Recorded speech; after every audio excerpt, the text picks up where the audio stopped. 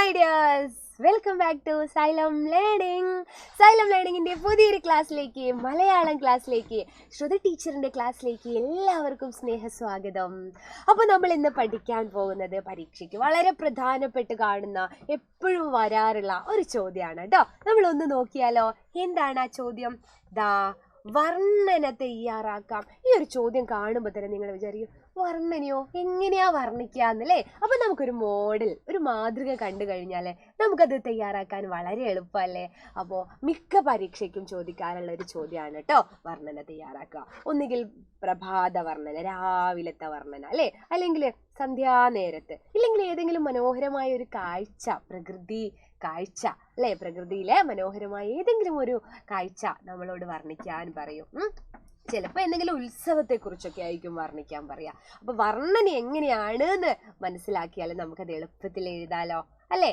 അപ്പോൾ നമ്മുടെ ലൈവ് ക്ലാസ്സുകളൊക്കെ കാണണം. അതുപോലെ വാട്സപ്പ് കമ്മ്യൂണിറ്റി ഗ്രൂപ്പിലൊന്നും ജോയിൻ ചെയ്യാത്തവരുണ്ടെങ്കിലേ ഇപ്പോൾ ജോയിൻ ചെയ്തേക്കണം കേട്ടോ. ഓക്കേ, പ്രഭാതത്തിലെ പ്രകൃതി വർണ്ണനയാണ് ഇപ്പൊ ടീച്ചർ പറഞ്ഞു തരുന്നത്. പ്രഭാതം എന്ന് പറഞ്ഞാൽ രാവിലെയാണ് അല്ലേ? രാവിലത്തെ ആ ഒരു പ്രകൃതിയെ നമ്മൾ എങ്ങനെയാ വർണ്ണിക്കുക? ടീച്ചർ ഒന്ന് പറഞ്ഞേരേ. ഇരുട്ടിന്റെ കരിമഷി മെല്ലെ അലിഞ്ഞു. അതായത് പ്രഭാതമാവുമ്പോ എന്താണ്? സൂര്യൻ ഉദിച്ചു വരുന്നുണ്ടാവും. അപ്പോൾ ഇരുള് മാറി വെളിച്ചമാകും അല്ലേ? ഇരുട്ടിന്റെ കരിമഷി മെല്ലെ അലിഞ്ഞു അല്ലേ? സൂര്യൻ ഉദിച്ചു വരുന്നു എന്ന് എഴുതുന്നതിന് പകരം, അല്ലെങ്കിൽ രാവിലെ ആകുന്നു എന്നതിന് പകരം, ഇരുട്ടിന്റെ കരിമഷി മെല്ലെ അലിഞ്ഞു എന്ന് കുറച്ചുകൂടെ വർണ്ണാത്മകമായി വർണ്ണിച്ചുകൊണ്ടാണ് ടീച്ചർ എഴുതിയത്. കിഴക്കിന്റെ മുഖത്ത് കുങ്കുമവർണ്ണം പരക്കുന്നു.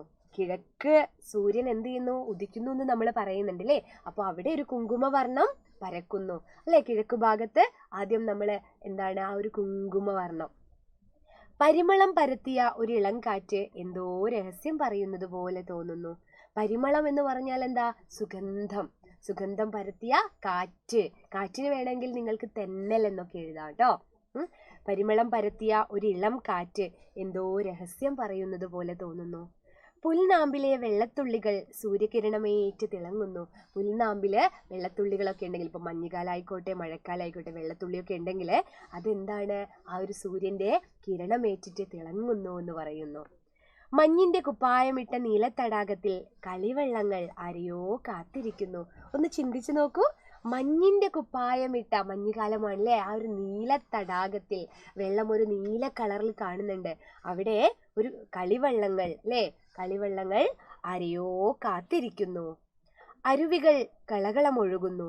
വയലിലെ നെൽക്കതിരുകൾ നൃത്തം ചെയ്യുന്നു. നേരം വെളുത്തു അല്ലേ? രാവിലെ തന്നെ അരുവികളൊക്കെ കളകളം ഒഴുകുകയാണ്. പാതി വിരിഞ്ഞ പൂക്കൾ സൂര്യനെ നേരെ നോക്കി ഒരു ചെറു പുഞ്ചിരി നീട്ടുന്നു. പാതി, നേരം വെളുത്തിട്ടില്ല, അപ്പൊ പാതി വിരിഞ്ഞു നിൽക്കുന്നുണ്ടാവും പൂവുകൾ. അപ്പൊ പാതി വിരിഞ്ഞ പൂക്കൾ എന്താണ്? സൂര്യനെ നോക്കി ഒരു ചെറു പുഞ്ചിരി നീട്ടുന്നു. പക്ഷികൾ സന്തോഷത്തിന്റെ ഗീതം മൂളുന്നു. പക്ഷികൾ ഇങ്ങനെ പാട്ടുകളൊക്കെ പാടും അല്ലേ? പാട്ട് എന്നതിന് പകരം ഗീതം എന്ന് ഉപയോഗിച്ചു എന്നേ ഉള്ളൂ.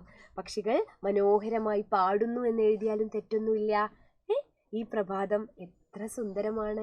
ഒരു പ്രഭാതത്തെ നോക്കിക്കാണുന്നതിൻ്റെ ഒരു വർണ്ണനയാണ് ഇവിടെ കൊടുത്തിരിക്കുന്നത്. ഇത് നിങ്ങൾക്ക് ഇങ്ങനെ എഴുതാൻ പറ്റിയില്ലെങ്കിലും, അല്ലെങ്കിൽ ഈ രീതിയിൽ അല്ലെങ്കിൽ മറ്റൊരു രീതിയിൽ മക്കൾക്ക് എഴുതാം. പക്ഷേ അല്പം മനോഹരമായ ഭാഷ ഉപയോഗിക്കണം, ചില പ്രയോഗങ്ങൾ ഉപയോഗിക്കണം. ടീച്ചർ ഇവിടെ പ്രയോഗിച്ച കണ്ടോ? ഇരുട്ടിന്റെ കരിമഷി മെല്ലെ അലിഞ്ഞു അല്ലേ? നേരം വെളുക്കുന്നു എന്നുള്ളതിനാണ് ഇവിടെ അങ്ങനെ കാണിച്ചിരിക്കുന്നത്. അപ്പോൾ ഇതുപോലുള്ള വളരെ ഉപകാരപ്രദമായ ചോദ്യങ്ങളൊക്കെ ആയിട്ട് ടീച്ചർ ലൈവിലും അതുപോലെ കോണ്ടന്റ് വീഡിയോസ് ഒക്കെ ആയിട്ട് വരാം. അതുവരേക്കും ബൈ ആൻഡ് ടേക്ക് കെയർ.